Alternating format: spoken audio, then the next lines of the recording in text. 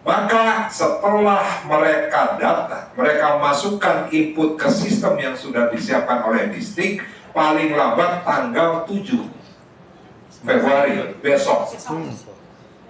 Jadi besok itu seluruh data di sekolah harus sudah masuk. Walaupun saya tidak yakin mereka bisa melaporkan terkait dengan DAK, BOS, BPMU, dana hibah, PIP, KIP. Pasti yang mereka laporkan adalah nama siswa, nomor induk siswa, dan tunggakan. Bapak-bapak, ibu-ibu, pemerintah bisa nggak dengan dasar itu terus pemerintah langsung bayar? Bisa nggak kira-kira? Ini uang rakyat ini. Bisa nggak? Tidak bisa. Pemerintah harus mempunyai kejelasan terhadap tunggakan-tunggakan itu.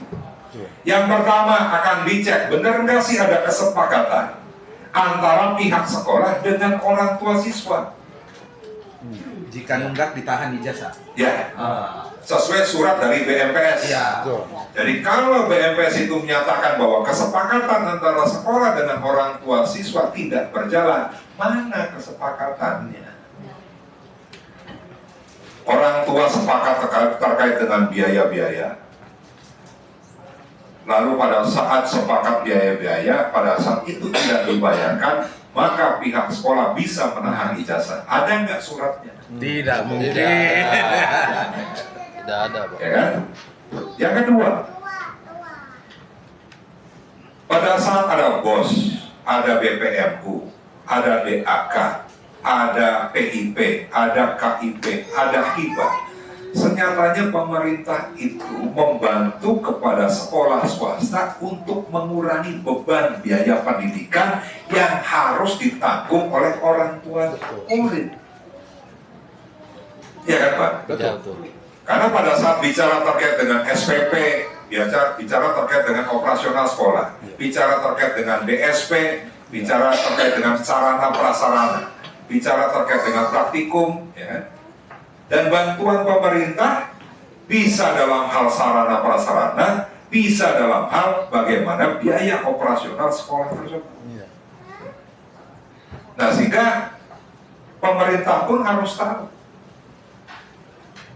Dan pemerintah harus melakukan audit terlebih dahulu. Benar tidak? BOS BPMU itu dipergunakan untuk mengurangi beban para orang tua siswa. Jangan sampai bantuannya diterima, biaya kepada orang tua muridnya Masih ada nambah. Ya kan? Nah, sehingga pemerintah harus melakukan audit terhadap tunggakan, terhadap bantuan. Nah, tunggakan ini kan kita juga ingin standarisasi kan. Akhirnya pemerintah juga harus tahu yang idealnya sekolah di SMA swasta itu berapa sih? SMK swasta yang jurusan telekomunikasi, jurusan pariwisata, jurusan perhotelan, jurusan mesin, berapa sih? Nah, kalau angkanya sudah ketemu, maka saya pastikan pemerintah Provinsi Jawa Barat beserta DPRD akan membahas uang itu untuk diberikan kepada sekolah-sekolah. Nah, sehingga ini sikap dari pemerintah. Sehingga menurut saya tidak ada alasan apapun bagi pihak swasta untuk menahan ijazah. Setuju. Setuju kan? Setuju banget. Terus ijazah disimpan. Oh iya, Bapak. 3 tahun. 3 tahun, ini bahasa yang bagusnya kan disimpan. Sudah bilang. Tapi kalau ada bahasa disekolahkan, nggak mungkin ijazah itu akan pintar, kan gitu. Tapi yang biasa diterima oleh kita bahwa ijazah itu ditahan. Kan ditahan, dan bahasa ditahan itu bahasa yang diatur oleh Undang-undang. Yang dilarang. peraturan Sekretaris Jenderal nomor 9. Bahwa di situ pasal 9-nya jelas tuh.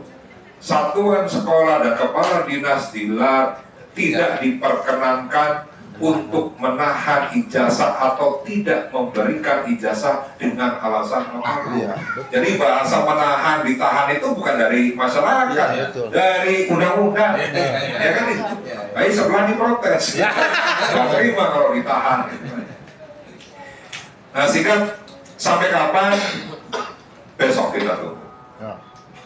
Besok kita tunggu dan saya pastikan Bapak Ibu sekalian, setelah Pak Deddy Mulyadi dilantik sebagai gubernur tanggal 20 Februari 2025, saya pastikan akan ada kejelasan yang jauh lebih jelas Amin. daripada hari ini. Amin.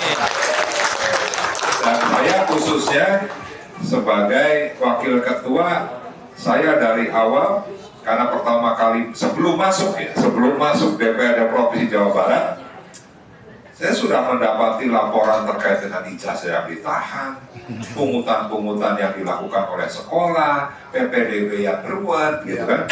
Nah, sehingga pada saat saya menjadi wakilnya Bapak Ibu sekalian di Jawa Barat, dan memang kapasitas di DPRD Provinsi Jawa Barat terkait dengan kewenangan SMA itu ada. Ya, makanya saya tidak ragu lagi untuk membela rakyat, membela